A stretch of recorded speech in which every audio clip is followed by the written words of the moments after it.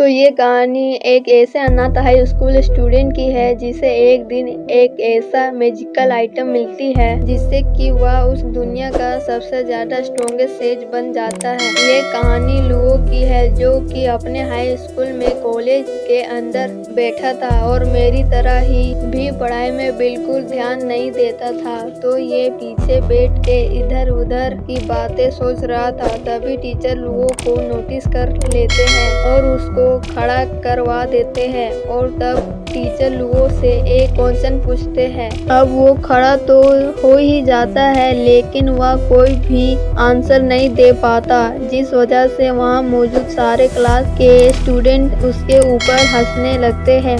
तभी क्लास का टॉपर जिसका नाम जेंग था वह खड़ा होता है और उस क्वेश्चन का आंसर देते हुए कहता है कि तुम्हें तो कुछ भी नहीं पता लो, मुझे लगता है कि तुम्हें तो यहाँ पर पढ़ाई करने के लिए आना ही नहीं चाहिए था। जेंग यहाँ पर लुओ को नीचा दिखाकर क्लास टीचर को इम्प्रेस करने की कोशिश कर रहा था और ज्यादा ओवर स्मार्ट बन के वह लुओ को घसीट के टीचर के पास ले जाता है और कहता है कि टीचर से माफी मांगो, लेकिन लुओ माफी मांगने से मना कर देता है और कहता है कि मैंने बस चैप्टर को नहीं समझा, जिस वजह से मैं क्वेश्चन का आंसर नहीं दे पाया। लेकिन जेंग लुओ के साथ जबरदस्ती कर रहा था। जब लुओ उसको पीछे हटाने जाता है तभी गलती से लुओ टीचर के रखे हुए टेबल पर उनकी कॉफी कप को गिरा देता है। लेकिन तब लू अपने रिफ्लेक्सेस के साथ उस कप को बचा लेता है, लेकिन कप को बचाने के चक्कर में लुओ ने टीचर के ब्रश पेन को तोड़ दिया था और वो ब्रश पेन टीचर के लिए काफी ज्यादा इम्पोर्टेंट था।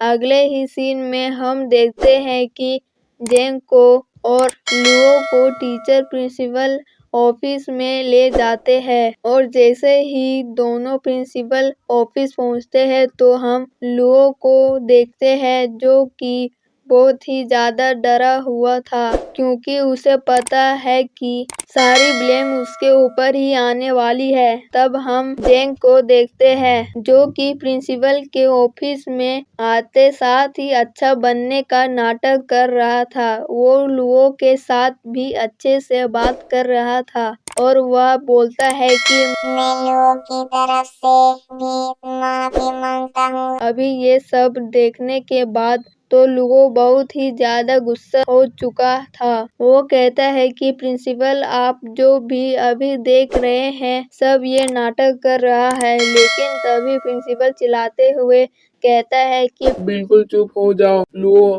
तुमने टीचर जू के सबसे ज्यादा इम्पोर्टेंट चीज को तोड़ दिया है। यह एक हजारों सालों इम्पोर्टेंट एशियन ब्रश था जिसे कि ढूंढना लगभग इम्पॉसिबल है।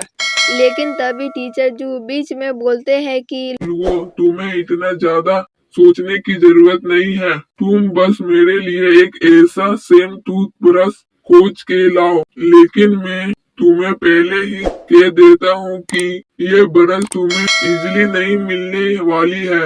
इस ब्रश को खोजते खोजते तुम्हें बहुत चीजें पता चलेगी जिससे कि तुम्हें भी फायदा होगा और मुझे भी मेरा ब्रश वापस मिल जाएगा। अब लुओ इस चीज के लिए हाँ बोल देता है क्योंकि अगर वो ना बोलता तो उसे इस कॉलेज से निकाल दिया जाता। लेकिन लुओ जल्दी समझ जाता है कि ये कितना ज्यादा मुश्किल काम था क्योंकि पूरा शहर को एक एक जगह पर खोजने के बाद भी उसे वो ब्रश कहीं भी नहीं मिलता। वो तो ये तक सोच रहा था कि कहीं टीचर मुझे जानबूझ के सफर तो नहीं करवा रहे। लेकिन तभी घूमते घूमते लुओ को जेंग दिखता है जो कि एक जगह पर दौड़ के जा रहा था। जब लुओ उसका पीछा करता है तो उसे पता चलता है जेंग भी उसी ब्रश को खोज रहा है ताकि वह लुओ से पहले उस ब्रश को टीचर को दे सके। और तभी जेंग के अंकल बोलते हैं कि ये ब्रश मुझे मिल चुका है जो कि यहाँ पर नहीं एक और सिटी में है। हम लोग वहाँ पर चलेंगे लेकिन उससे पहले हम लोग कुछ खा लेते हैं। दूसरी तरफ हम लोगों को देखते हैं जो कि खुश हो रहा था क्योंकि ये उसके लिए बहुत बड़ा मौका था। और लुओ जल्दी से जल्दी दूसरे सिटी में जाता है और उस शॉप को खोज लेता है। तो गाइस कैसी लगी वीडियो कमेंट करके जरूर बताना। पार्ट 2 चाहिए तो पार्ट 2 कमेंट करिए।